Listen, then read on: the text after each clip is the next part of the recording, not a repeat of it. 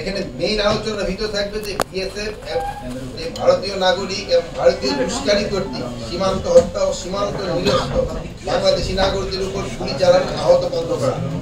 জানেন যে ভারতীয় নাগরিকরা বিএসএফ এবং এবং অন্যান্য যারা এই আমাদের যে সীমান্ত যে হত্যা করছে ওটা যেভাবে হোক তাদের বন্ধ করতে, এটা কোনোভাবেই গ্রহণযোগ্য না, ইন্টারন্যাশনালিও এবং যে কোনো জায়গায়।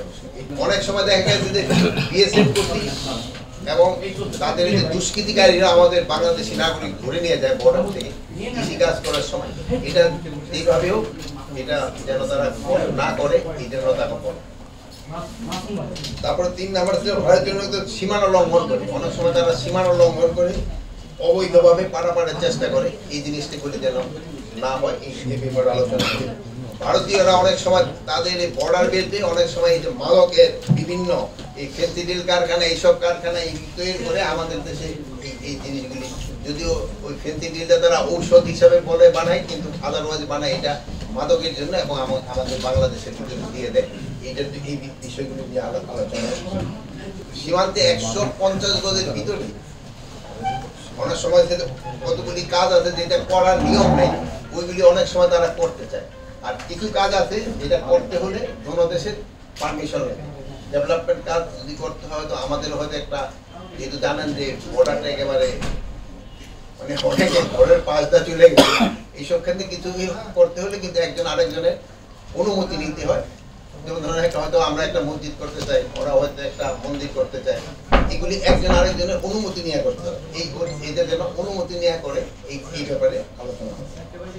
আর হলো আগরতলা দিয়ে জানে যে এই অনেক সময় ইন্ডাস্ট্রিয়াল বর্জ্যগুলি আছে বাংলাদেশে চলে আসে, বাংলাদেশের এই খালে এসে পানিগুলি একবারে নষ্ট করে দেয়। ওখানে আমাদের সাথে একটা চুক্তি আছে, হলো ইটিপি আর একটা হলো এসটিপি। এখানে আমাদের হয়তো আগে যারা চুক্তি করছে ইটিপি অবলিগ এসটিপি দিয়ে দিছে, ওটার মধ্যে হওয়া উচিত ছিল শুধু ইটিপি রাখা, অথবা দোনোটি ইটিপি এসটিপি দোনোটি থাকতে হবে।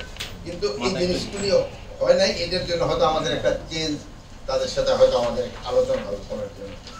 প্লাসে মুহুরিচরে একটা সমস্যা আছে, ফেনীর মুহুরিচরে ওই এলাকায় ওই বর্ডার পিলার স্থাপনের মাধ্যমে সীমানা নির্ধারণ করা, ওখানে একটু সমস্যাতে ওইটা নিয়ে একটু আলোচনা। আর আরেকটু সবচেয়ে বেশি এই ভারতীয় এই যে গণমাধ্যম যে মিথ্যা সংবাদ পরিবেশন করে এবং এটা কিভাবে তারা বন্ধ করতে পারে এই ব্যাপারেও আলোচনা করে। যেহেতু আপনারা এই ব্যাপারে আপনারা নিজেরও খুব সোচ্চার এবং আমাদের জনগণও সোচ্চার, এবং এটা তাদের বলে দেওয়া যে এই জিনিসটা তারা কিভাবে বন্ধ করতে পারে। আরেকটা হলো একটা আছে কোঅর্ডিনেটেড বর্ডার ম্যানেজমেন্ট প্ল্যান, এটা একটা বড় সাবজেক্ট, এটা নিয়েও তাদের সাথে আমাদের আলোচনা হবে। তারপরে হলো সাবজেক্ট কিভাবে দোনো দেশের সম্পর্ক আরো ভালো হয়, পারস্পরিক আস্থা বৃদ্ধি পায়, এই ব্যাপারে আলোচনা।